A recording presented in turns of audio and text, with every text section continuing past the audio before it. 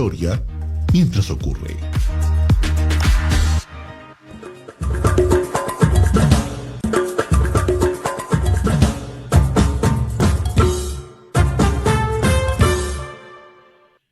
Muy buenos días.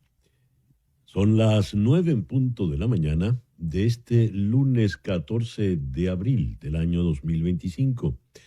Hoy es lunes santo, lunes de la pasión, pero aquí estamos trabajando para ustedes. En el santoral católico hoy es el día de Santa Liduvina o Santa Lidia y de Santa Domina.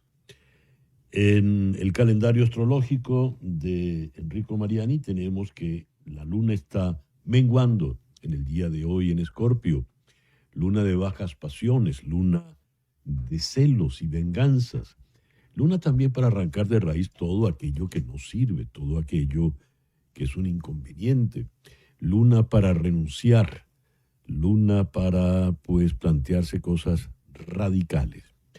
Luna menguante en Escorpio, Sol en Aries, este lunes 14 de abril del año 2025. El 14 de abril del 1865, John Wilkes Booth le dispara al presidente Abraham Lincoln en el Teatro Ford de Washington.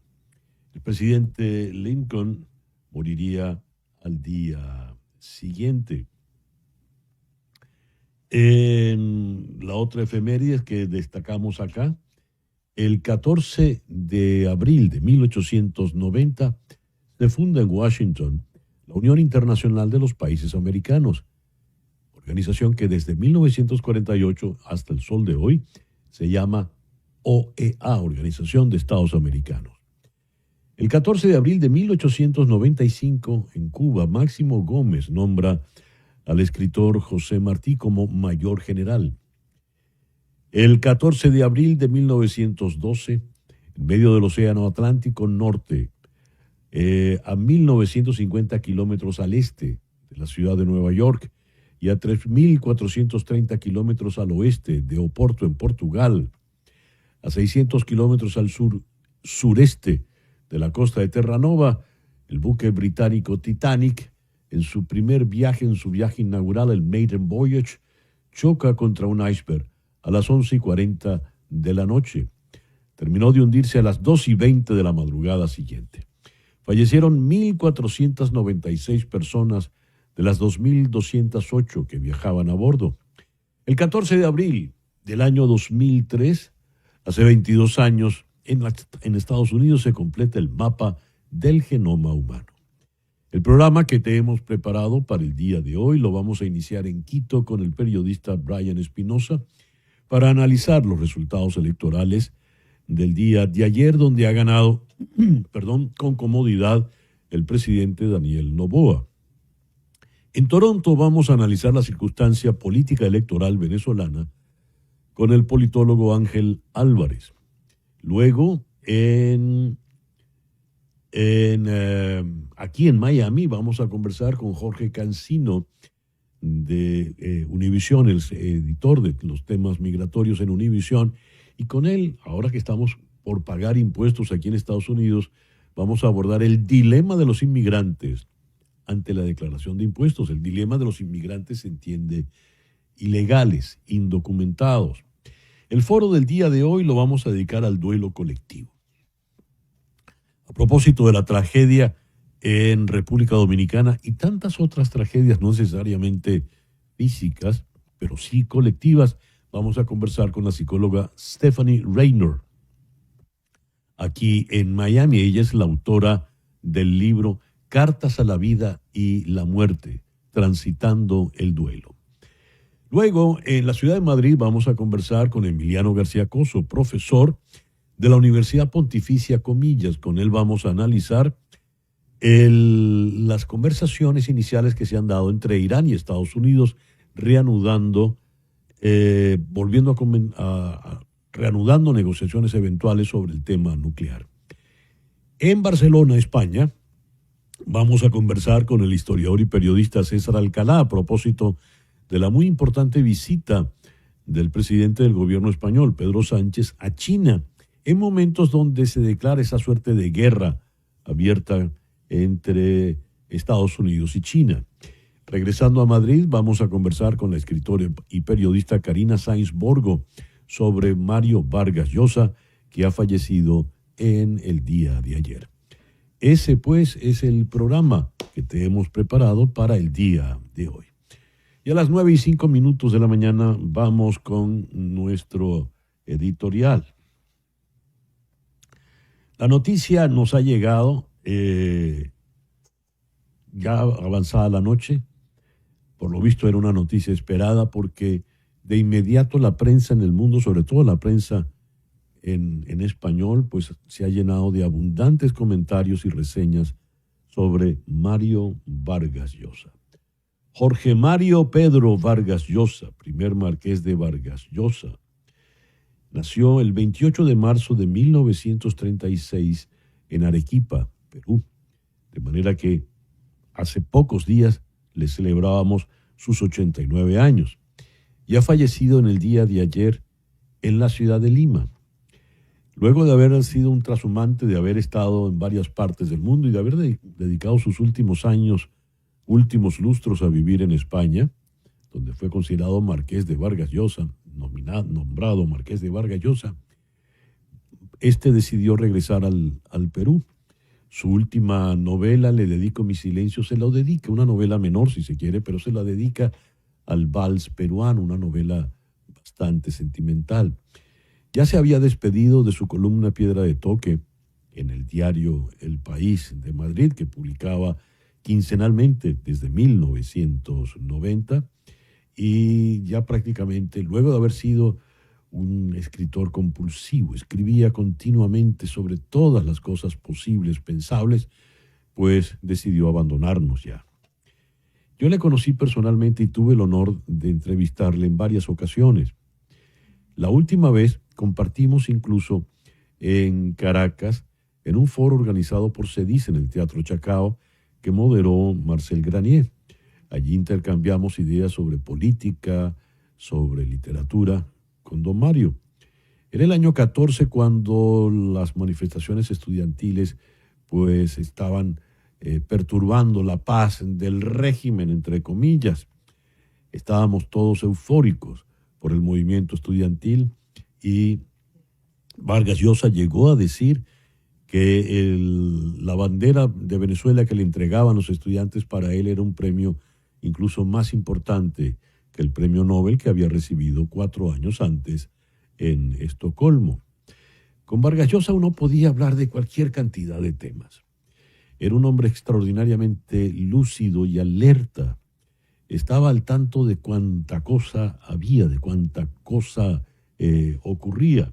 En un texto reciente, el escritor Carlos Granés refiere que Vargas Llosa estuvo en los momentos indicados.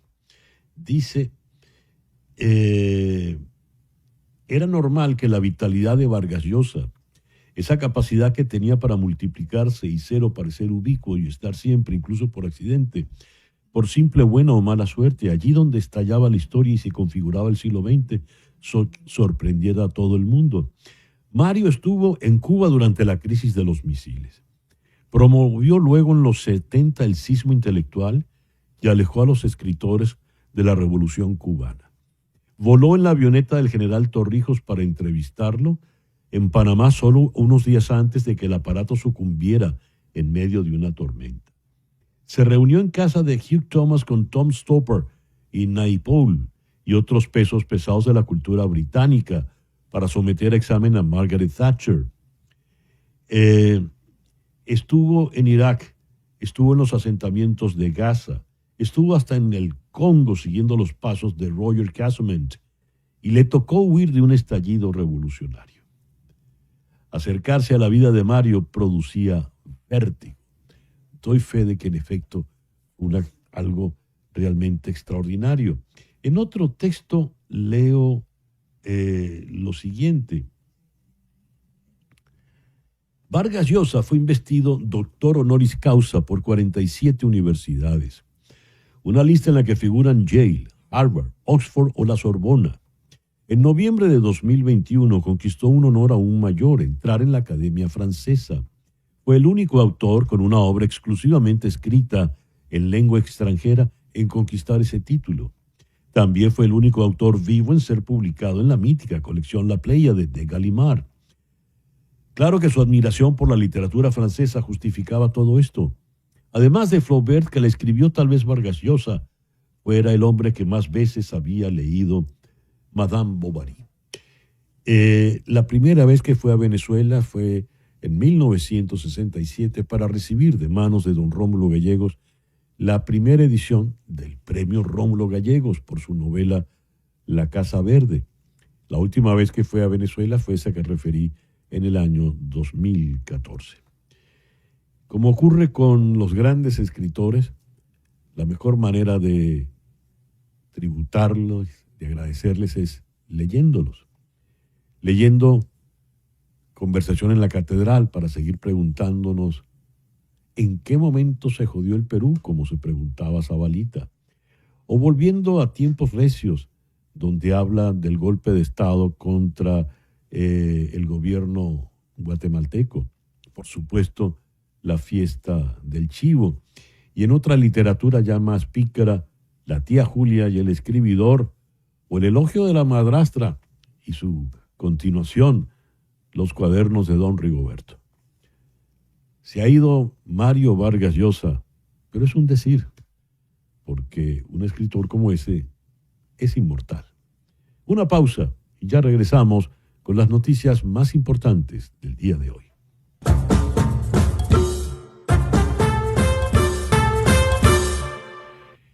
Y a las 9:15 de la mañana vamos con las noticias más importantes de este lunes 14 de abril. Daniel Noboa fue reelecto presidente de Ecuador tras imponerse con el 55,95% de los votos en el balotaje frente a la candidata opositora Luisa González, que obtuvo el 44,08% con el 92,63% de las mesas escrutadas. El Consejo Nacional Electoral confirmó una tendencia irreversible en favor del actual mandatario. Cito: hoy cerramos la campaña, mañana empezamos a trabajar por el nuevo Ecuador, dijo ayer Noboa tras conocer los resultados que lo colocaron al frente del Ejecutivo por un mandato completo, tras haber asumido en 2023 por un periodo interino la presidencia. La votación se desarrolló con normalidad bajo un fuerte operativo de seguridad, con 100.000 efectivos entre policías y militares. Más de 13.700.000 ecuatorianos estaban habilitados para votar y la participación alcanzó el 83,76%. Las autoridades europeas condenaron el mortal ataque con misiles que ayer Rusia hizo en Sumy, Ucrania, que dejó decenas de muertos y heridos, y acusaron a Moscú de cometer crímenes de guerra y demostrar desprecio por los esfuerzos liderados por Washington para poner fin a la guerra. Funcionarios ucranianos dijeron que 2 misiles balísticos impactaron ayer en la mañana domingo en el corazón de Sumy, una ciudad a unos 30 kilómetros de la frontera de Ucrania con Rusia, cuando la gente se reunía para celebrar el Domingo de Ramos. Los ataques mataron al menos a 34 personas e hirieron a 117. Es el segundo ataque a gran escala que se cobra vidas civiles en poco más de una semana. El ministro polaco de Exteriores, Radek Sikorski, cuyo país ostenta la presidencia rotativa de la Unión Europea, dijo hoy lunes en la reunión de ministros de la Unión: espero que el presidente Trump, el gobierno de Estados Unidos vean que el líder de Rusia se burla de su buena voluntad y espero que se tomen las decisiones correctas. Fin de la cita. La administración Trump promete imponer aranceles a los productos electrónicos después de ofrecer un respiro a las empresas tecnológicas duramente afectadas por sus aranceles a China. Después de que la administración eximió a los productos electrónicos como teléfonos inteligentes, computadoras y semiconductores de los aranceles, el secretario de Comercio, Howard Lutnick, dijo que los productos enfrentarían gravámenes separados por sector. Le cito: nadie se librará del problema, escribió Donald Trump en Truth Social. dijo a los periodistas que esta semana se anunciará una tasa arancelaria para los semiconductores. Un vistazo rápido a los números podría llevar a creer que no ocurrió nada alarmante en los mercados estadounidenses la semana pasada. El S&P 500 subió más del 5%. Los bonos del Tesoro donde se mantienen donde estaban en febrero. Los inversores pasivos desembolsaron otra gran cantidad de dinero y el Bitcoin terminó la semana más alto, según Bloomberg. Pero Bloomberg aclara que, cito, esto enmascara un cambio fundamental que se ha producido entre inversores, comerciantes y analistas. Hoy en día existen serias dudas sobre la conveniencia de poseer activos estadounidenses que hasta hace poco eran la envidia del mundo obsesionado con el riesgo. Los mercados subieron y bajaron a medida que los comerciantes intentaban responder esa pregunta. Más evidencia hoy, el dólar se está debilitando a un mínimo de 6 meses por la preocupación de que la confusión en torno a la política arancelaria de la administración Trump alejará a los operadores de los activos estadounidenses. Citigroup publicó una nota en la que rebaja su visión sobre las acciones de Estados Unidos y dice que los argumentos para diversificarse más allá de esa clase de activos se están fortaleciendo a medida que la guerra comercial socava el crecimiento económico y las ganancias. Fin de la cita. Un hombre escaló una valla de seguridad de hierro en plena noche, eludió a la policía e irrumpió en la mansión del gobernador de Pensilvania, donde provocó un incendio que dejó daños importantes y obligó al gobernador Josh Shapiro, a su familia y a sus invitados a evacuar el edificio, según informaron ayer las autoridades. Shapiro dijo que él, su esposa, sus 4 hijos, 2 perros y otra familia habían celebrado la festividad judía del Pesaj en la residencia el sábado y fueron despertados por policías estadales que golpeaban sus puertas alrededor de las 2 de la mañana del domingo. Los manifestantes huyeron y los bomberos extinguieron el incendio. Nadie resultó herido. Cito, me niego a caer en la atadura que alguien intenta imponerme al atacarnos como lo hicieron aquí anoche. Me niego a permitir que alguien con malas intenciones me impida hacer el trabajo que amo. Cita textual para el gobernador Shapiro. En conferencia de prensa ayer por la noche, frente al ala sur gravemente dañada de la residencia del gobernador, el coronel de la Policía Estatal de Pensilvania, Christopher Paris, identificó al hombre detenido como Cody Balmer, de 38 años, de Harrisburg. El presidente de El Salvador, Nayib Bukele, se dirige hoy a Washington para reunirse con Donald Trump, consolidando su papel central en los esfuerzos de deportación del presidente estadounidense. En los últimos meses, la administración Trump ha enviado a cientos de presuntos pandilleros a una prisión notoria en El Salvador, aunque la mayoría de ellos, según han informado importantes medios estadounidenses, no tienen antecedentes penales. Trump dijo a los periodistas la madrugada de ayer domingo que Bukele, cito, está haciendo un trabajo fantástico y se ha ocupado de muchos problemas de Estados Unidos. Fin de la cita. Bukele podría enfrentar hoy preguntas sobre Kilmar Ábrego García, el migrante de Maryland que fue enviado por error a la prisión de El Salvador. La Corte Suprema ha ordenado a la administración que tome medidas para devolver a Ábrego García, algo que el Departamento de Justicia se ha negado a hacer, argumentando que el fallo solo les exige facilitar la eliminación de las barreras domésticas para traerlo de regreso. Bukele ha permanecido en silencio en medio de la debacle. Según Reuters, al menos 2 buques que transportan crudo venezolano fletados por Chevron, TVX.N, están ahora estancados en aguas venezolanas debido a que la petrolera estatal PDVSA canceló sus autorizaciones de exportación después de que Estados Unidos impuso aranceles secundarios a los compradores de este país, miembro de la OPEP, según dijeron el viernes 3 fuentes con conocimiento del asunto.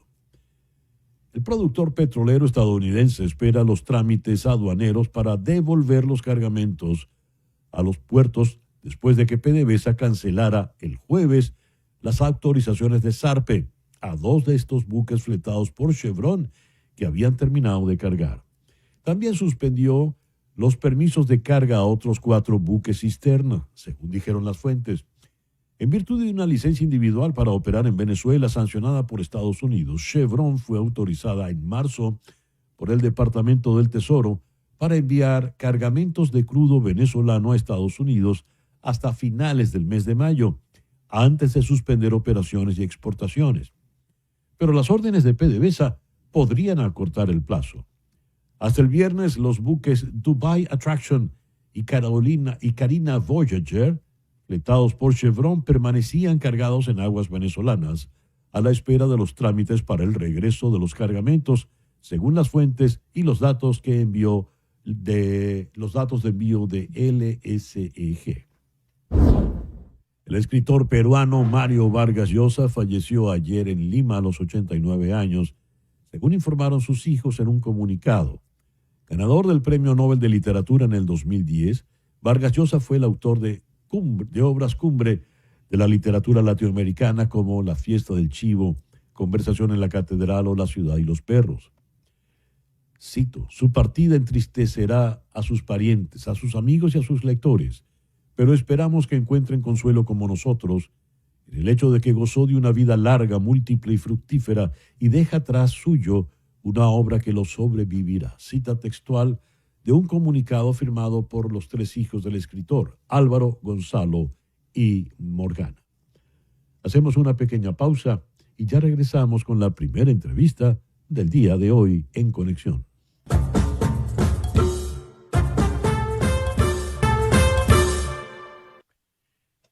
Y antes de continuar con el programa, quiero, a nombre de todo el equipo, mandarle un saludo muy, muy afectuoso a doña María Alicia Cifontes, en Caracas. Doña María Alicia está cumpliendo hoy 97 años y es una asidua, consecuente oyente del programa desde hace muchísimo tiempo. Vaya nuestra más cálida felicitación, doña María Alicia. Y ahora tome usted nota de este número telefónico, el 305-468-0044. 305-468-0044. Ese es el número de María Trina Burgos. María Trina Burgos es una abogada venezolana que tiene más de 25 años de experiencia trabajando temas migratorios en los Estados Unidos. Como abogada está licenciada para trabajar asuntos migratorios en los 50 estados de la Unión y también en Puerto Rico. Si estás en Venezuela, llama al 212-771-3040. 212-771-3040.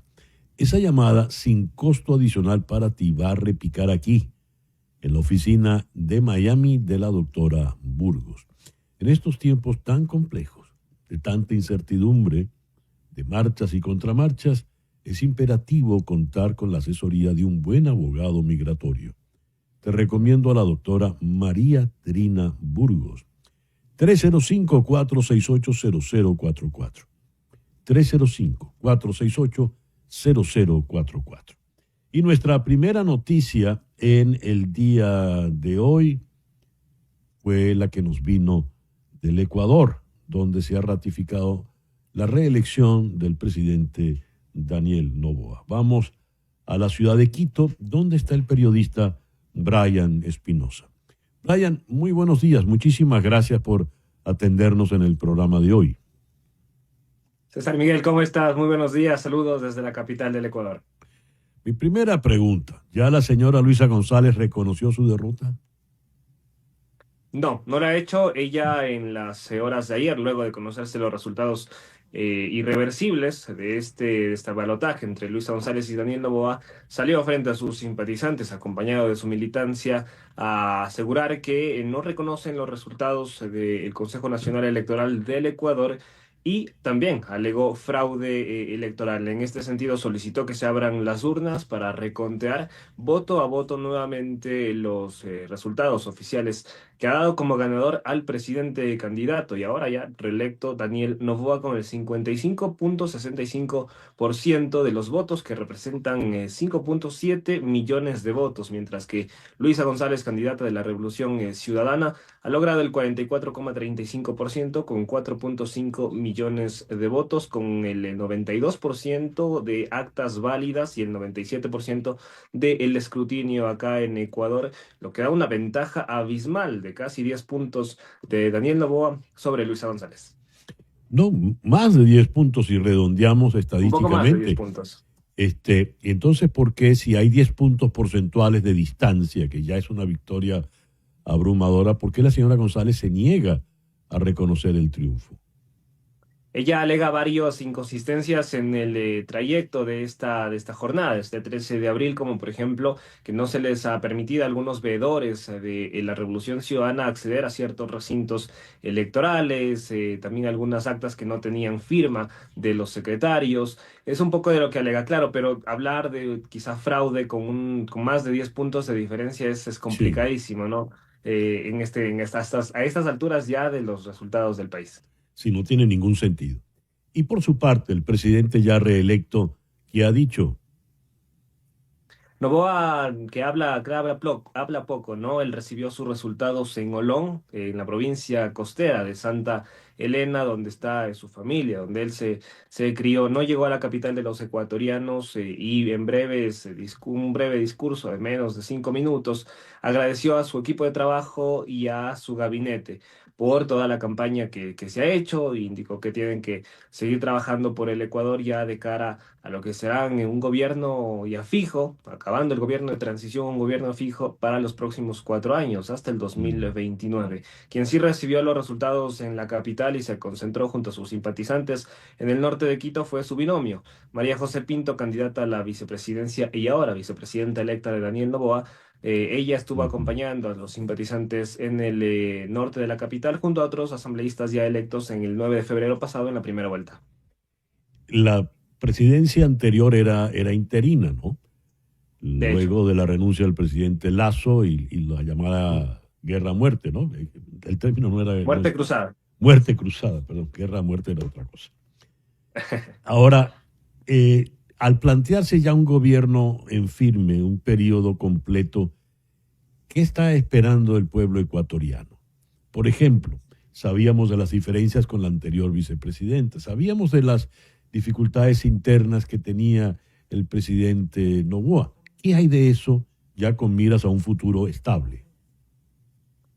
Bueno, que Noboa cumpla su plan de gobierno en el último mes, sobre todo en esta segunda vuelta, la campaña para la segunda vuelta, prometió muchísimo. Prometió un hospital para la capital, escuelas, también repotenciar el sistema eléctrico. Ecuador no ha salido de su crisis eléctrica, pese a que no tiene apagones, pero la infraestructura en el sector eléctrico está muy comprometida. No ha tenido el mantenimiento en los últimos años que se necesitan y esto ha generado, por ejemplo, el año anterior, que Ecuador alcance cortes de luz de 14 horas diarias. Si bien se han terminado por la época invernal, hay lluvias, pero el trabajo que se ha comprometido a hacer Noboa es repotenciar el sector eléctrico, dar mantenimiento, potenciar nuevas hidroeléctricas y otras fuentes de energía, que ha sido también una de las propuestas de campaña, y seguir sobre todo con su plan Fénix, el plan de seguridad, que pese a todas estas acciones que ha implementado el gobierno, estado de excepción, la declaratoria de un conflicto armado interno que según el gobierno sigue vigente, no ha terminado de convencer a la ciudadanía, pues Ecuador es el país más violento de la región. Terminó el 2024 siendo el más violento y empezó el 2025 con cifras históricas, cifras récord. Enero fue el más violento en la historia del país. Esos son los retos que se le vienen a Daniel Noboa y también se consolidará, y hay mucha expectativa también lo que será la Asamblea Nacional, pues logró la segunda minoría en la Asamblea Nacional después de la Revolución Ciudadana, nada más por un asambleísta. Está muy polarizada la Asamblea Nacional, pero la victoria de Daniel Noboa arrojan también buenos resultados y movimiento en el legislativo. Brian, muchísimas gracias por estos minutos en el programa de hoy.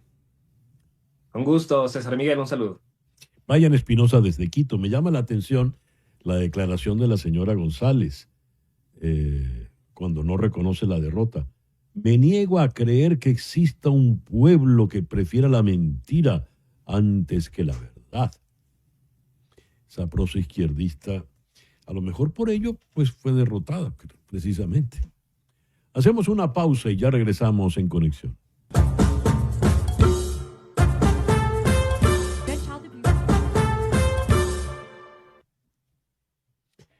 Bien, estamos con un poquito de retraso, pero aquí estamos con ustedes. Vamos ahora a conversar con el doctor Ángel Álvarez, politólogo venezolano en la ciudad de Toronto. Ángel, muy buenos días. Muchísimas gracias por compartir con nosotros en el programa de hoy. Buenos días.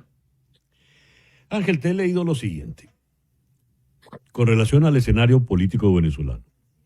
Todo indica, por ahora, que el juego político venezolano tiene tres actores más claramente identificables que antes, aunque previamente eran algo visibles. Un gobierno muy poderoso, una oposición en rebeldía retórica y poco efectiva, y una oposición electoral muy débil. En ese contexto, pues es fácil predecir lo que va a venir. Me gustaría ahondar un poco en ese mapa que has dibujado. Sí, yo creo que no es nuevo. Esto que está ocurriendo en Venezuela pues, ha sido la dinámica del juego político venezolano por décadas. Y es que la oposición siempre está en un dilema entre si participa o se enfrenta, si entra en rebeldía y provoca un cambio, digamos, forzado, o si negocia o presiona por la vía electoral.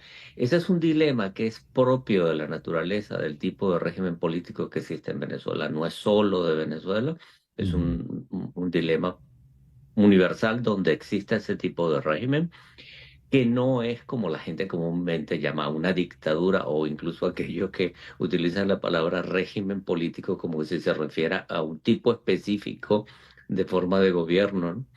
Es decir, no, es muy propio de estos regímenes que combinan elecciones controladas, injustas, desiguales, manipuladas, con el uso, digamos, autocrático del poder. Entonces, generalmente la oposición entra en esos dilemas, pero lo que me llamó la atención y me sigue llamando la atención es el grado de profundidad de confrontación que hay en este momento entre las diversas facciones opositoras. Como insisto, siempre la ha habido, pero en este momento el nivel de confrontación es tan duro como el que prácticamente existe entre la misma oposición y el gobierno, siendo que el gobierno además es tan poderoso en el sentido de que efectivamente hace lo que quiere y no hay nadie que pueda imponerle Ujú. una decisión distinta y tiene capacidad de colocar a la oposición en las más terribles situaciones, tanto por la represión como por los dilemas ya mencionados. Me llama la atención que la oposición ha trasladado el conflicto contra el gobierno al conflicto entre las facciones Ujú. opositoras. Pareciera que se están disputando por un pequeñito espacio político prácticamente que inefectivo en términos de que a partir de allí pueda provocar cambios políticos, pero pareciera que es la única el único incentivo que tienen para hacer política es debatir quién es el liderazgo de la oposición. Si aquellos que, como Capriles, quieren participar en elecciones, Capriles o Rosales, o aquellos como María Corina, que insisten en que venga una fuerza externa que por la vía de las sanciones o por otra vía provoque lo que ella llama una ruptura, que para lo cual no hay ninguna evidencia de que esté produciéndose. Ángel, hay algo que me llama la atención.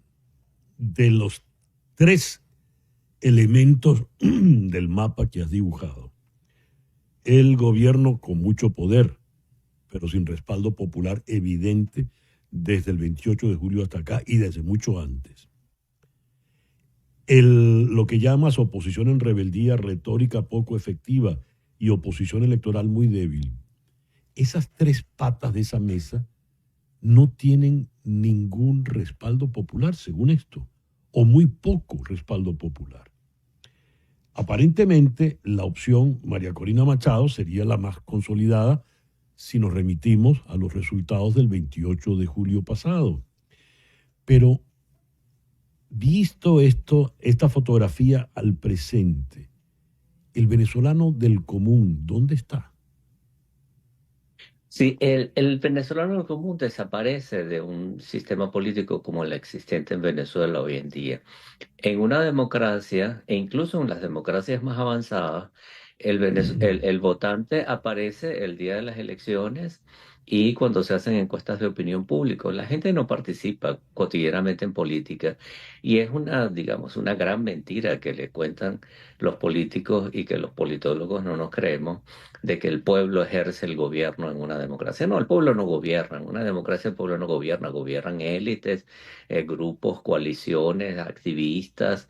La gente está ocupada mayormente de sus asuntos. Pero si eso es así en una democracia plena, digamos en Noruega o en Ujú. Dinamarca, eh, mucho más lo es en un país en el cual los niveles de democracia son ínfimos, si acaso existen todavía. En un régimen con fuertes contenidos o componentes autoritarios, lo que cuenta a la hora de hacer política son las élites más poderosas, militares, gente con dinero, empresarios o, digamos, no empresarios, pero gente con mucho dinero. Este, mm, Cuando hay medios de comunicación, pero el ciudadano pasa a un plano muy Ujú. secundario. Y en el caso venezolano en concreto, digamos, incluso algunos han tratado sistemáticamente de introducir agentes internacionales en la confrontación y de hecho están metidos. Es decir, de alguna manera Rusia tiene intereses en lo que ocurre en Venezuela, China tiene intereses en lo que ocurre en Venezuela, Cuba tiene intereses en lo que ocurre en Venezuela y algunas compañías petroleras, mucho menos el gobierno de Estados Unidos, pero algunas compañías petroleras pueden también tener intereses en lo que ocurre en Venezuela. Entonces, la política es más de élite que de cualquier otra cosa, incluso Ya. en la oposición, porque como quedó demostrado en las elecciones presidenciales anteriores, el voto no cuenta. El voto no elige, el voto no determina quién va a tener el poder, no condiciona las acciones de los gobernantes, etcétera. Entonces el ciudadano tiene un poder prácticamente reducido a cero. No se puede pasar la página, es la postura de María Corina Machado y todo lo que ella representa en este momento. Y no se puede pasar la página porque asistir a elecciones sería desconocer el resultado del 28 de julio. ¿Tiene vigencia ese planteamiento a la fecha de hoy? Bueno, la gran pregunta que yo me hago es la siguiente, y antes de hacer la pregunta, digamos, veo las precondiciones. ¿Por qué para mí las primarias eran un hito político de importancia? No porque creyera que con las primarias se podía cambiar algo, sino porque, y lo dije, y creo que en alguno de tus programas lo comentamos, César, es lo único que la oposición podía hacer. O sea, eh, en política se hace lo que se puede, no lo que uno quiere. Y en Ujú. ese momento la oposición lo único que podía hacer en esas primarias para elegir un liderazgo que yo estaba seguro y lamento decir que la realidad me dio la razón, yo no quería tenerla, pero es así, un liderazgo que no iba a cambiar las condiciones políticas venezolanas porque no es por esa vía, no es por la vía de la mera confrontación electoral que se cambian las cosas en un régimen como el venezolano. Se requieren habilidades mucho mayores y circunstancias que la oposición no maneja, no puede controlar. Eh, en este momento, la gran pregunta es, qué puede hacer la oposición? O sea, puede dedicarse a decir retóricamente, estamos en rebeldía, desconocemos al Ujú. gobierno, el gobierno es una tiranía y tenemos un verdadero gobierno legítimo que no gobierna, que no tiene posesión de ningún mecanismo de poder, que no puede imponer absolutamente nada ni en el territorio ni fuera del territorio. Entonces, por eso la llamo retórica, es decir, una rebeldía retórica porque no Ujú. logra traducirse efectivamente en en ningún acto que ponga en peligro la estabilidad del gobierno. Entonces, ¿qué es lo que significa no pasar la página? O sea, es no olvidar, es no hacer nada, es, mm, es no participar en elecciones por razones de principio. Bueno, está bien. esa es una opción, pero lo que yo me pregunto es, ¿qué significa, qué implicación práctica tiene eso de no pasar la página?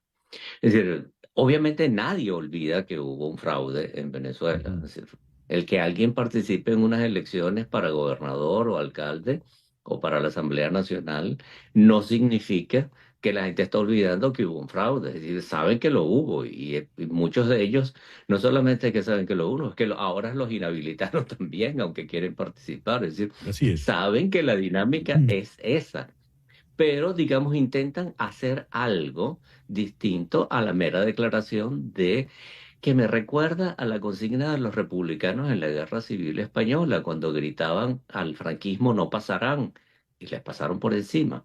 Es decir, en política no basta con las declaraciones principistas. Uno puede gritar, no, no voy a pasar la página, no pasarán los fascistas, y llegan los tanques y te pasan por encima. Y bueno, de alguna Ya. manera terminó ocurriendo lo que tú no querías que ocurriera, ¿no? Ángel, te agradezco mucho pues que nos hayas atendido en el programa de hoy. Mm. Ángel Álvarez, desde la ciudad de Toronto. Una pausa y ya regresamos.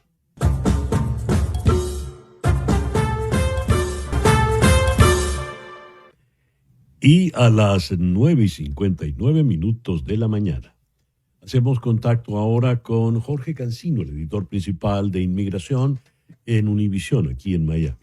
Jorge, muy buenos días. Muchísimas gracias por acompañarnos en el programa de hoy.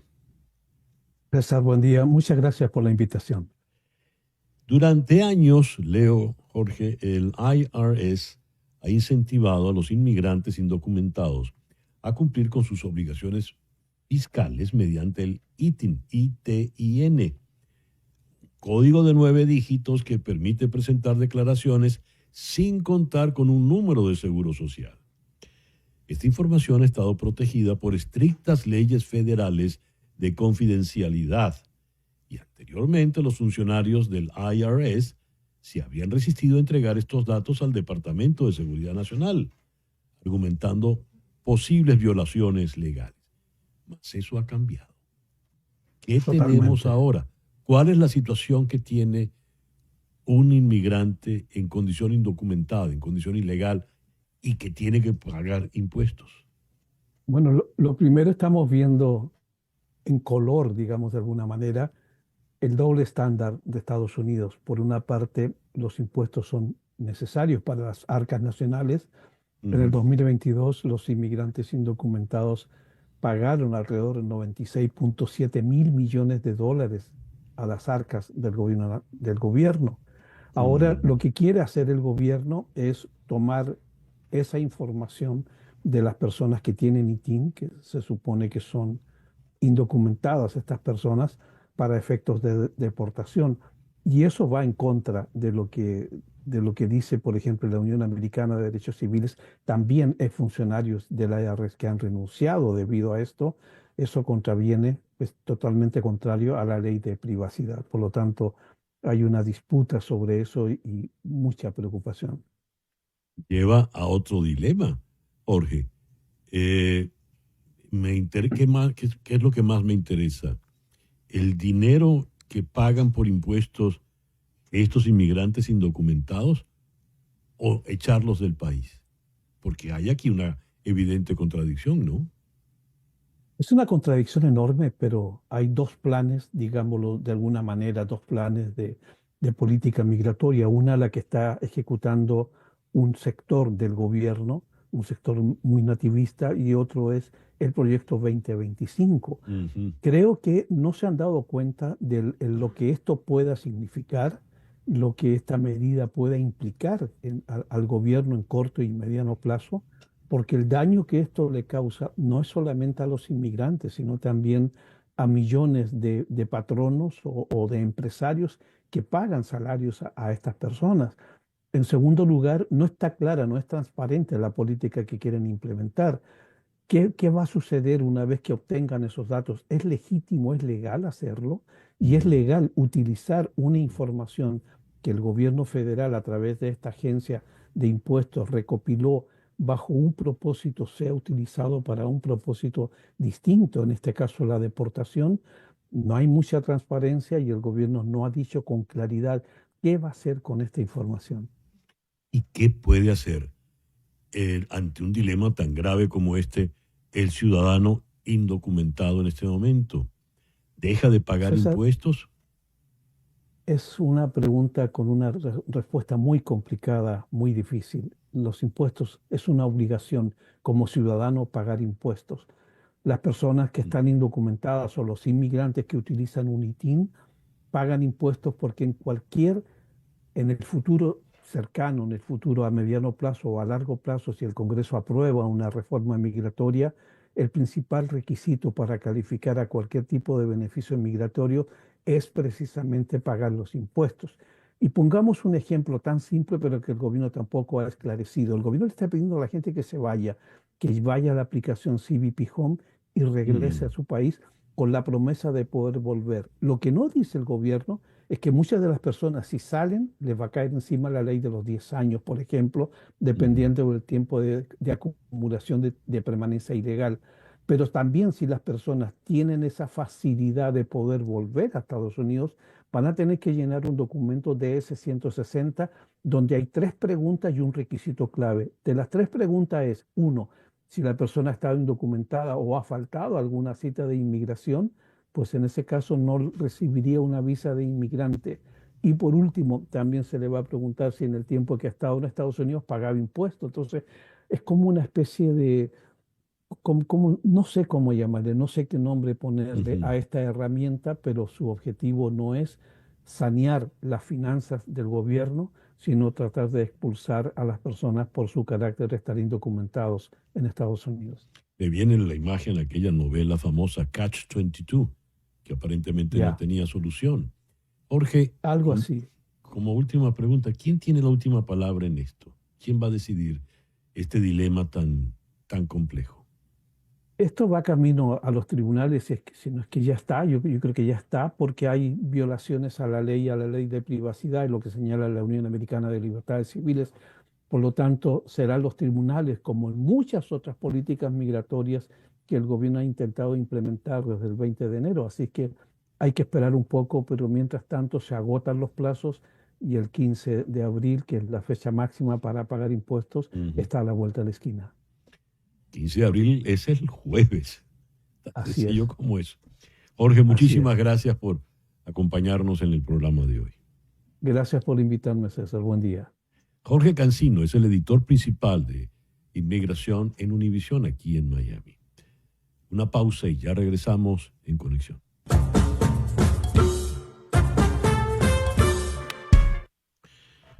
Desde los tiempos de Barack Obama no se daban conversaciones directas entre Estados Unidos e Irán.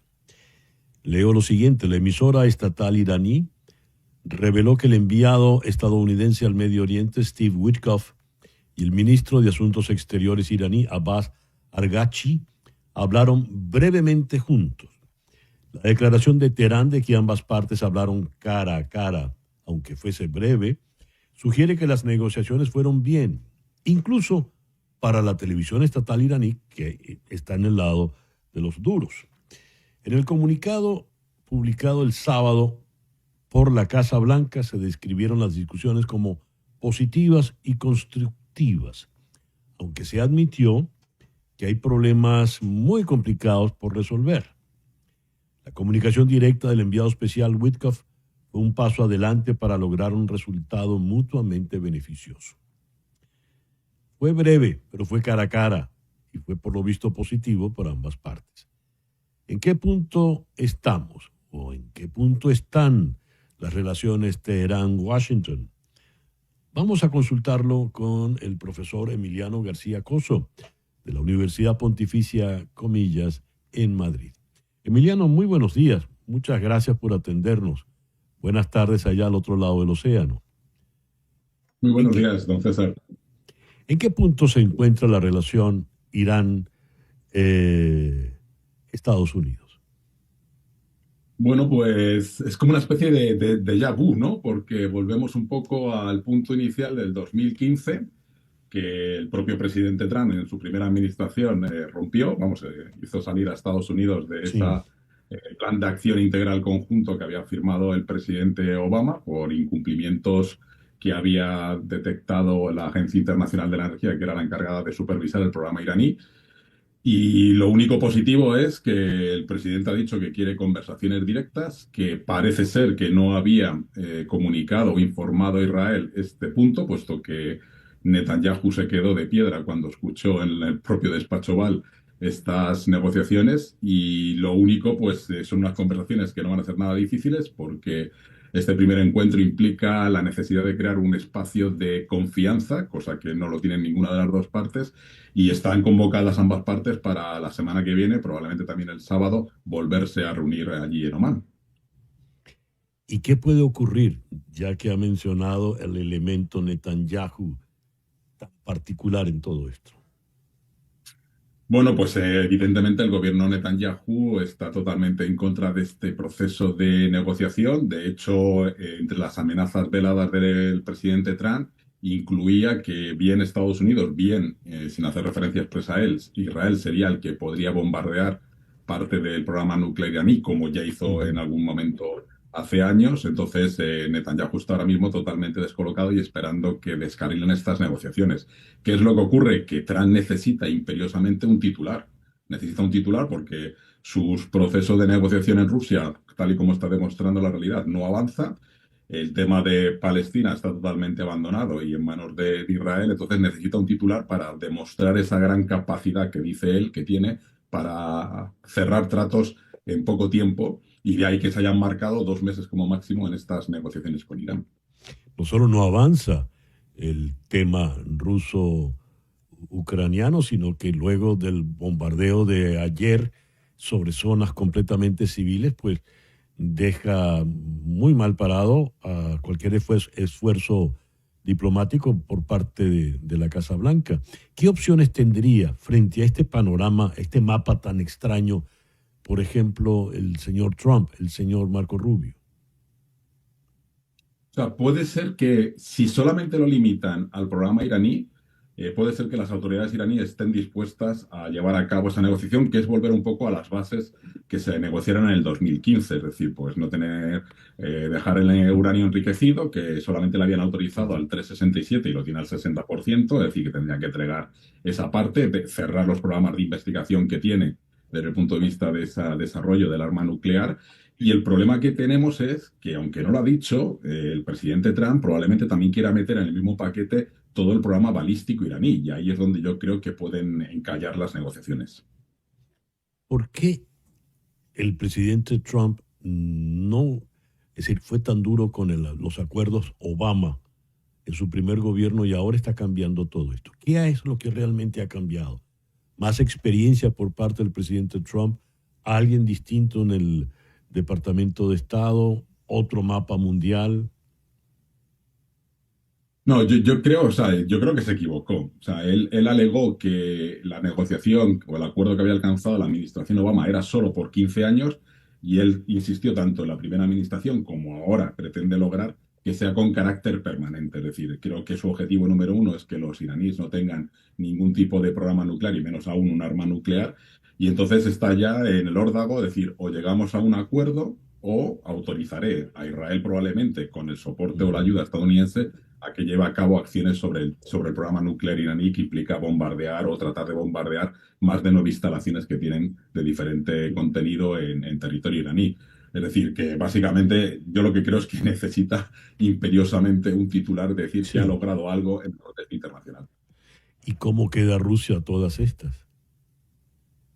Rusia queda como ya estaba. Si es que, ¿quién es tan sumamente inocente o naif de decir que es amigo de Putin y que cree en la palabra de Putin? Es decir, Putin tiene su propio camino, su propia estrategia, y va a seguir en este camino, porque esta misma mañana ha bombardeado con drones Zaporilla y Odessa, provocando también muertes civiles. Es decir, es que y Ucrania está cumpliendo el compromiso que adquirió con Estados Unidos, pero es Putin el que no lo está haciendo. Por lo tanto, creo que el señor Trump tendrá que replantearse su larga amistad y conocimiento personal del señor Putin, porque creo que no le conoce nada.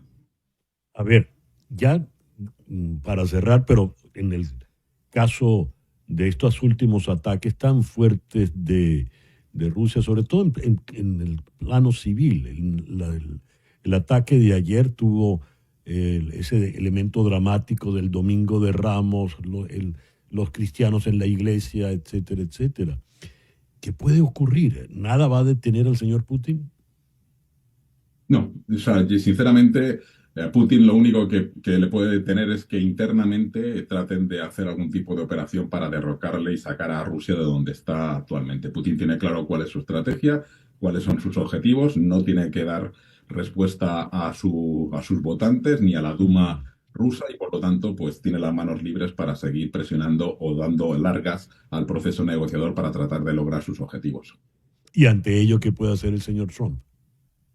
Pues creo que debería volver a mostrar un apoyo más incondicional a los ucranianos. Me da igual que sea el presidente Zelensky que no, pero sí al pueblo ucraniano, porque es la única manera de sostener esta guerra junto a los europeos, que ya la semana pasada aprobaron desembolsar 23.000 millones de dólares para tratar de mantener el apoyo a Ucrania, porque Ucrania, le gusta al señor Putin o no, va a ser miembro de la Unión Europea y eso, aunque no sea miembro de la OTAN, va a condicionar mucho su intento de generar un gobierno títere que pueda controlar como hace con el gobierno bielorruso. Ya. Emiliano, muchísimas gracias por estos minutos en el programa. Muchas gracias, don César. Emiliano García Coso, profesor de Derecho Internacional en la Universidad Pontificia Comillas, en Madrid. Una pausa y ya regresamos en Conexión.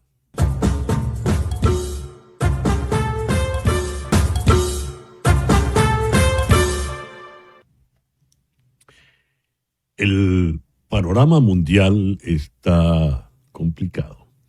El mapa del mundo se ha roto por una parte, está arrugado por la otra. Hay como que estirarlo, plancharlo para poder ver realmente a qué atenerse.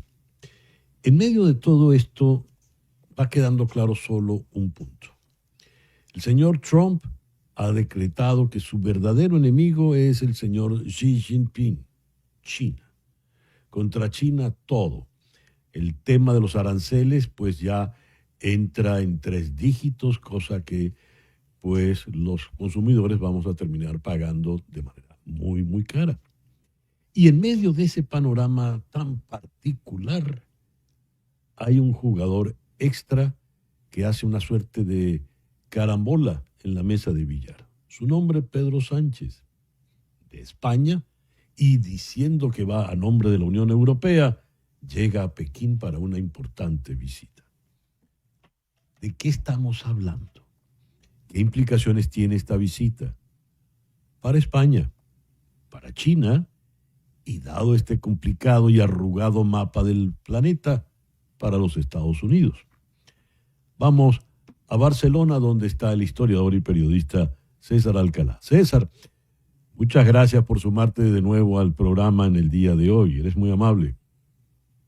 Muchas gracias a ti, César. Un placer, como siempre. Dada esta introducción, ¿qué está buscando el señor Pedro Sánchez en Pekín y qué ha logrado en esta visita? Yo creo que está buscando su propia gloria, porque no busca ninguna más, porque lo único que ha conseguido es unos contratos que ya más o menos existían, que era la exportación de carne de cerdo y de cerezas, es decir, que es el chocolate del loro, ¿no? En el fondo, él lo que está buscando que él tiene un gran problema aquí en España, que es que no tardará mucho en dejar la presidencia y con todos los problemas que él tiene familiares y de partido, es decir, se le ha complicado muchísimo todo lo que es Ábalos, Koldol, su mujer, su hermano, pues él está buscando una salida y la salida que está buscando es ser, por decirlo de alguna manera, Mr. Page, digamos, en Europa, ¿no? Que fuera, digamos, al ser, teniendo en cuenta de que en Europa ya el Partido Socialista o el socialismo en líneas generales ha perdido mucho fuelle porque ya no hay, digamos, el único país en Europa donde el Partido Socialista está en el gobierno es aquí en España. Él es el jefe, digamos, del socialismo en Europa y él está buscando ser el intermediario entre Europa y China. Lo que pasa es que como que él tiene un ego muy grande, no ha informado a nadie, sobre todo de la Unión Europea, de que se iba a China. ¿Qué ha pasado?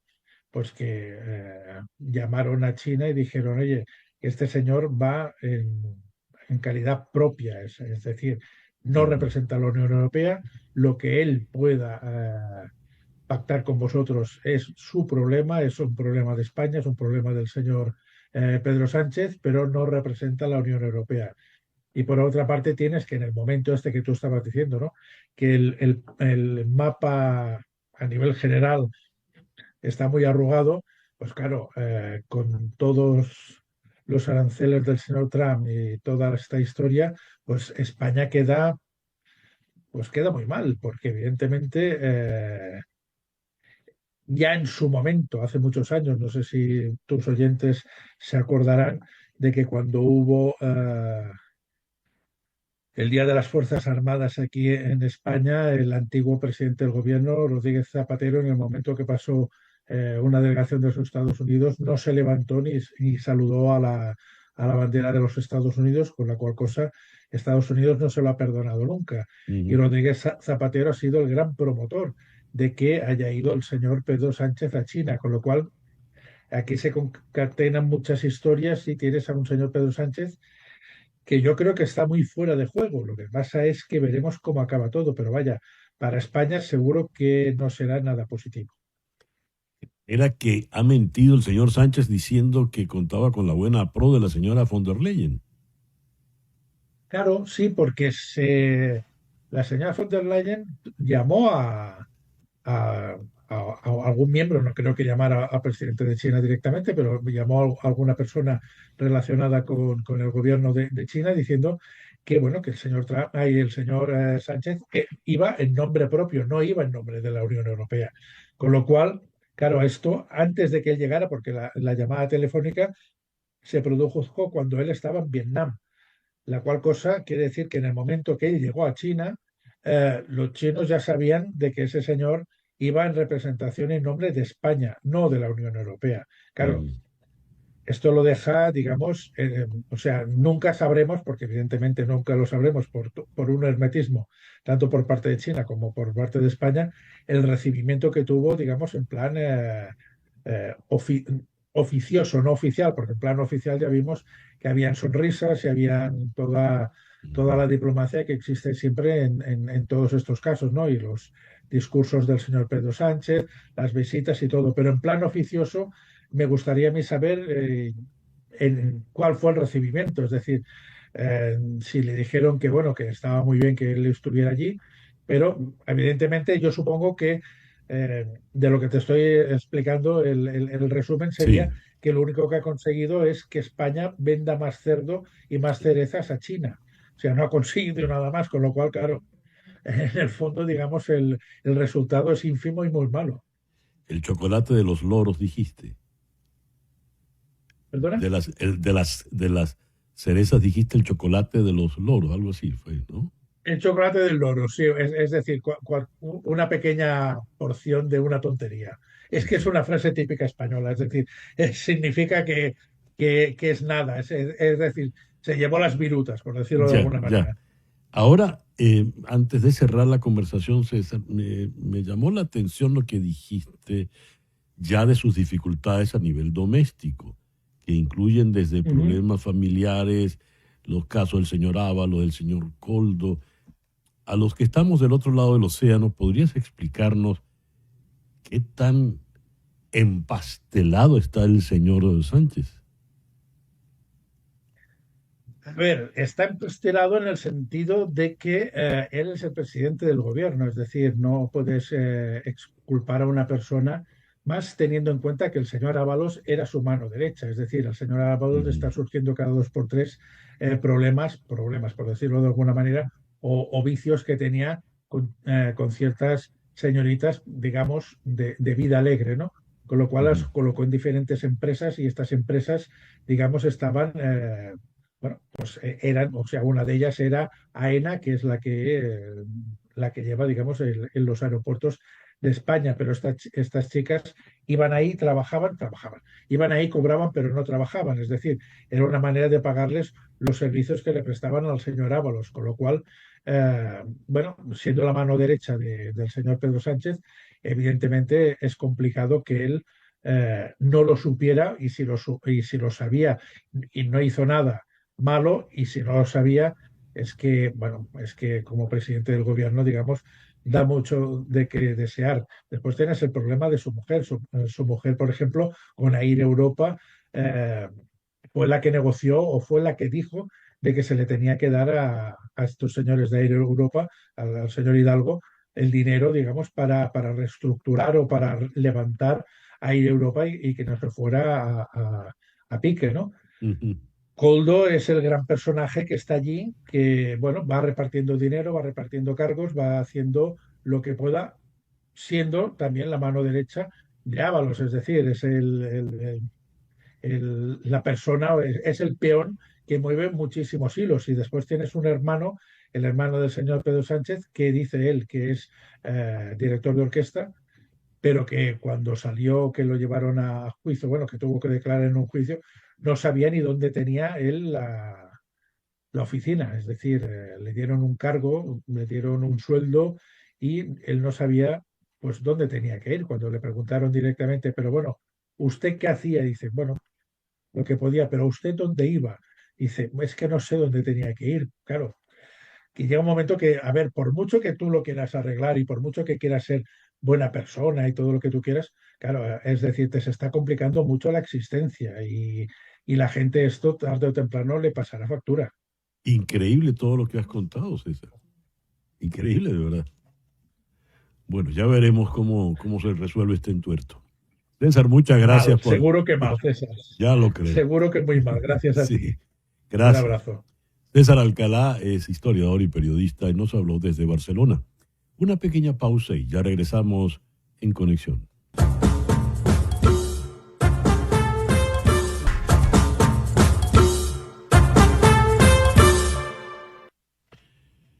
Y se nos fue don Mario Vargas Llosa. Comentaba en el editorial que tuve el honor de conocerle, de entrevistarle en varias ocasiones, incluso en una oportunidad, la última vez que estuvo en Venezuela, en el 2014, se dice organizó un foro en el Teatro Chacao. El foro lo moderó Marcel Granier, y allí pues los invitados éramos Vargas Llosa y un servidor, y fue una experiencia extraordinaria. Era un hombre de una cultura inmensa, era oceánica, pero sobre todo, más que hablar de literatura, hablar de política con él era toda una experiencia. Pero vayamos a la literatura. Toda la prensa hispana se ha volcado en la obra de Mario Vargas Llosa. En España, el ABC ha publicado un perfil muy, muy amplio, y la periodista y novelista Karina Sáenz Borgo ha escrito la santísima trinidad de sus novelas. Según Karina, La ciudad y los perros, de 1963, Conversación en la catedral, del 69, y La fiesta del chivo, del 2000. Dice Karina, la primera inauguró la renovación del boom. La segunda es una proeza narrativa y una radiografía de la novela como proposición política, además del lugar donde Zabalita se preguntó cuándo se había jodido el Perú. Y la tercera es el broche de oro de la novela del dictador.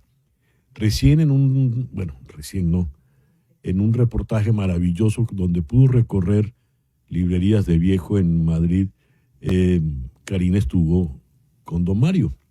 Vamos a Madrid para conversar con Karina de Vargas Llosa. Querida Karina, muy buenos días, muy buenas tardes allá al otro lado del océano. Gracias por ¿Cómo atendernos. estás? Gracias por ponerte en contacto con aquí en la redacción de ABC, que nosotros ya vamos tarde. Ustedes llaman tarde. Karina, mi primera pregunta es absolutamente periodística. ¿Se esperaba la muerte de don Mario? Lo digo porque ustedes han publicado, por ejemplo, un extenso trabajo de Carlos Granés, quien compartió con la familia. Y un trabajo tan extenso, Carlos no lo escribe con una noticia de última hora. Y las reacciones en todo el mundo han sido abundantes. Se ve que lo que llamamos en el oficio la caja negra estaba lista. Se esperaba ¿Y por qué? Sí, lamentablemente, César, las noticias de la salud de Vargas Llosa no eran buenas. Desde hace ya más de 6 meses teníamos noticia de que se había mudado a Lima, donde estaba tranquilo, se estaba sometiendo a un tratamiento médico. Ha habido muchísima discreción en la familia y en general en el comunicado, pero sí él estaba bastante desmejorado físicamente. De hecho, él prácticamente va, ingresa en la academia, que se queda un tiempo más en Europa y se devuelve a Lima, se devuelve a Perú con su familia. Y sí, ya desde hace unos 6, 8 meses se sabía que su estado de salud era muy precario, era muy grave y que estaba muy reservado, ¿no? Básicamente, aparentemente ha sido un tema relacionado con sangre. Ujú. No puedo decirlo de manera precisa porque son casi todas conversaciones entre sus editores, sus agentes literarios, pero sí se sabía que él no estaba nada bien. Claro, a los 89 años de que murió, de 89 años, la edad es Claro, implacable, claro. pero en fin, más allá de saberlo, porque, claro, fue un problema cardíaco, fue un problema de esto, del otro. En todo caso, yendo ya al punto de la literatura, él pudo despedirse Mm. formalmente, despidió su columna en El País, Piedra de Toque, despidió su última novela, una novela menor pero nostálgica, donde regresa al Perú. Qué curioso, todo fue volver para morir en Lima. Esa fue una de las cosas que yo le preguntaba esta mañana. Esta mañana vino al periódico ABC Renato Cisneros, que a mí me parece un escritor peruano muy joven, pero muy cercano a Vargas Llosa en el sentido de todo lo que lo apoyó Mario, ¿no? Y la relación de Perú y de Vargas Llosa con el Perú es tan compleja y al mismo tiempo tan hermosa, porque realmente tras él irse al exilio y asumir la nacionalidad española, él pasa un Ujú, largo tiempo después de sus memorias, de Pez en el agua, que él dice que no se vuelve a meter en la política, pero si tú te acuerdas, él retorna a Perú en Cinco Esquinas. ujú. Es después de un larguísimo silencio que él retorna al Perú como tema y él digamos que encuentra un acomodo y encuentra un alojo incluso cómodo después de una turbulencia política como las elecciones en las que él llegó a pedir el voto para Keiko. Fujimori, ¿no? Que eso fue muy complicado de manejar en la opinión pública. Pero yo creo que ya el don Mario Vargas Llosa, que estaba en el lenguaje y en la conversación de la opinión política y la opinión pública, era un don Mario que ya había dicho sus frases más importantes, probablemente, en su viraje al Ujú, liberalismo. Y la exigencia de los medios, de alguna u otra manera, por hacerlo pronunciar sobre distintos temas, quizás digo que lo atropellaban un poco, ¿no? Pero creo que ujú. sin duda él tenía una gran necesidad de volver a Lima y porque de alguna u otra forma también era una manera de cerrar el ciclo. Cuando él se despide, presenta su última novela, se despide con su último artículo, hizo una serie de entrevistas, ¿no? Y en una de ellas, la que concedió para ABC, ante la pregunta de quién quisiera que fuera su sucesor, si él tuviera un heredero Ujú. literario, decía que él preferiría mil veces que hubiese sido un poeta. ¿No? Así como riéndose de la mucha brega política y novelística, ¿no? Y ensayística de su carrera. Yo creo que sin duda, César, estamos ante la desaparición del último de la tribu. Es el último intelectual iberoamericano del siglo XX. En una España intelectualmente anémica, con muy Ujú. poca capacidad y resortes de reflexión política, Mario Vargas Llosa, digamos, creó unos espacios de debate creo que en la línea, en la última línea de lo que pudo haber sido Octavio Paz en su momento, en este Sí. revisionismo a la izquierda, en este abrazar lo liberal, porque no creo que haya habido ningún pensador o intelectual que escriba en español que haya propuesto una revisión a las banderas de la izquierda de una manera tan frontal como él, ¿no? Y creo que eso le pasó Ujú, factura. En la ujú, propia prensa española, en la propia izquierda española, que creo que se desbancó un poco, se separó de Vargas Llosa, porque evidentemente él tenía muchísima afinidad con el ujú. Partido Popular en España, ¿no? Y ahí yo sí siento mucho que hubo una cosa muy española, yo quiero mucho a los españoles y nosotros nos llevamos muy bien, pero nos llevamos muy bien porque nos decimos las cosas de frente. Y en un momento en el que España se dedicó a decir que Vargas Llosa estaba con Isabel Presley o no, y se distrajo Ujú. en sus equívocos políticos o en su radicalización, en Francia le hicieron un homenaje en la Academia de la Lengua. El último homenaje que recibió Vargas Llosa no es en su lengua, es en francés. Y además Entonces, me parece es el único el autor único autor de la Academia Francesa. que no hizo obra en francés. Es impresionante. Totalmente. Entonces, bueno, me resulta un poco amarga la glosa fúnebre de Vargas Llosa en España, porque yo creo que España en los últimos años fue incompareciente con la figura de Don Mario en muchos aspectos, y sobre todo siendo el último Nobel en español. Pero bueno, eso es una apreciación muy personal, ¿no? Porque yo creo que España tiene no sé si se han dado cuenta que se les acaba de apagar su último eslabón con el continente, en su pensamiento global. ¿No? Y por eso insisto tanto en el hecho de que Vargas Llosa es el último Nobel en español en el año 2010. Estamos en el año 2025 y ya han pasado 3 franceses entre medias, ¿no? Sí, Entonces señor. esto tiene que darnos alguna idea de cómo nos relacionamos con nuestro patrimonio literario, ideológico. Creo que el siglo que termina con Vargas Llosa es un siglo de una fecundidad impresionante, su propia rivalidad, la separación del boom con el caso Padilla, muchas de la brega de Vargas Llosa explica los lodos en los que estamos metidos hoy, muchísimo. Ahora, Entonces creo que... Karina, Dime, César. sí, es que dices, y tienes toda la razón, mientras se entretienen con el caso de la señora Presley, pero para una España dada al cotilleo, para una prensa rosa, y basta ver los programas de la televisión española, caramba, el señor Vargas Llosa se las puso en bandeja de plata, nada menos que con la señora Presley, ¿no? Claro. Además que le gustaba, porque actuó con la señora Claro. Aitana, en fin, Vargas Llosa se prestaba, ¿no? También es verdad, César, que nos quedan muy pocos escritores que sean criaturas de ese calibre, ¿no? Criaturas que además sean criaturas mediáticas, de influencia pública. Quizás uno puede pensar en un escritor que tenga, bueno, podríamos pensar en Humberto Eco en su momento, a lo mejor en Salman Rushdie, muy poquito Stephen King, que a veces se posiciona políticamente, pero un escritor al estilo siglo XX, de estos que se metían en sus batallas mediáticas, y además Vargas Llosa es un hombre profundamente vanidoso. Es divertidísimo como Julia Urquidi, que es su primera mujer, la tía Julia, protagonista de La tía Julia, cuando se separa de él, que es un libro que se llama Lo que Varguitas no contó, un libro que lo manda a recoger el papá de Vargas Llosa. Ella cuenta, bueno, que Mario era un tipo muy coqueto, ¿no? Y realmente yo creo que le disfrutaba, era parte de esa personalidad arrolladora y un tanto ser mitológico, pero que a mí me resulta que, bueno, forma parte, ¿no? de su engranaje. Lo que pasa es que sí creo que en los últimos años sí hubo una renuncia a la voluntad de leerlo con mayor atención y mayor cuidado, ¿no? Desde el punto de vista, insisto, de lo que significaba para España. Por ejemplo, cuando Mariano Rajoy asume la presidencia en el año 2011, a él intentan tocarlo para dirigir el Cervantes, ¿no? Porque no sabían cómo establecer un mascarón de prueba con Iberoamérica.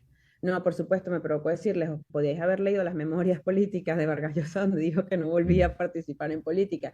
Pero yo sí tengo ahí en ese sentido un reproche que hacer, ¿no? De hecho, ahorita Más Madrid, que es una de las agrupaciones políticas, digamos, que forman parte del entorno ideológico de la ciudad de Madrid, no querían, ¿no? Vetaron un homenaje a Vargas Llosa porque era un intelectual conservador, ¿no?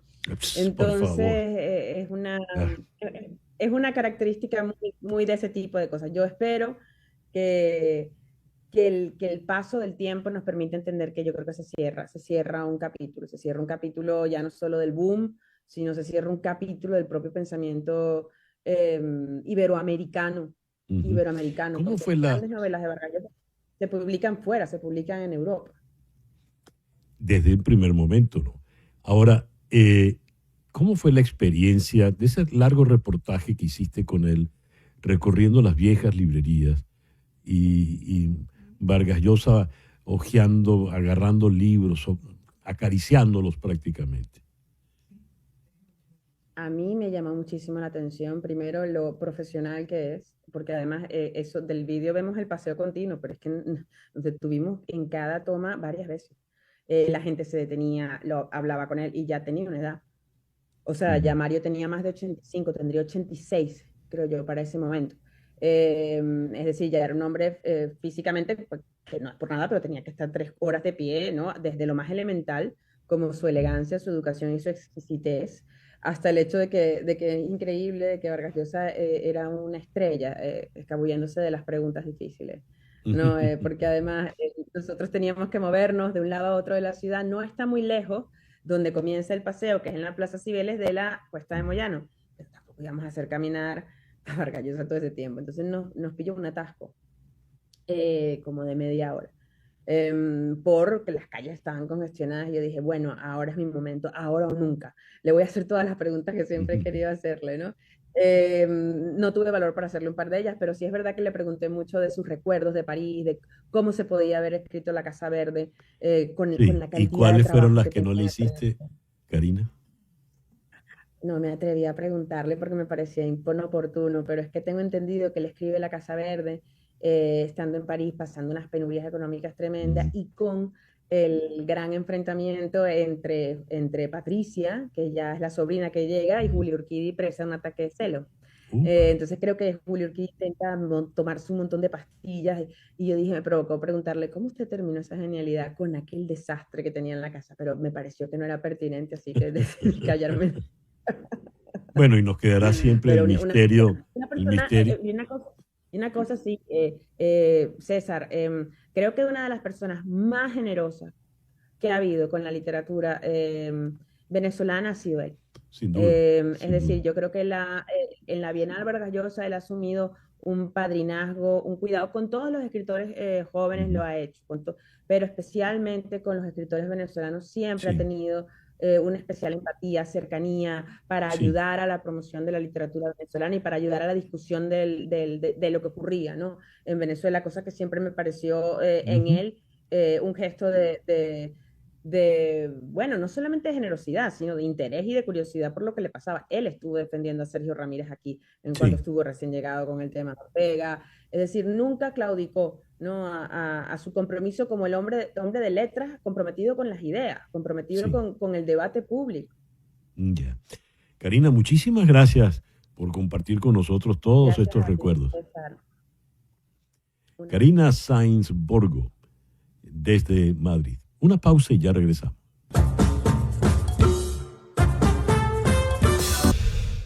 Una tripulación de 6 mujeres se lanzó al espacio para un vuelo de 11 minutos.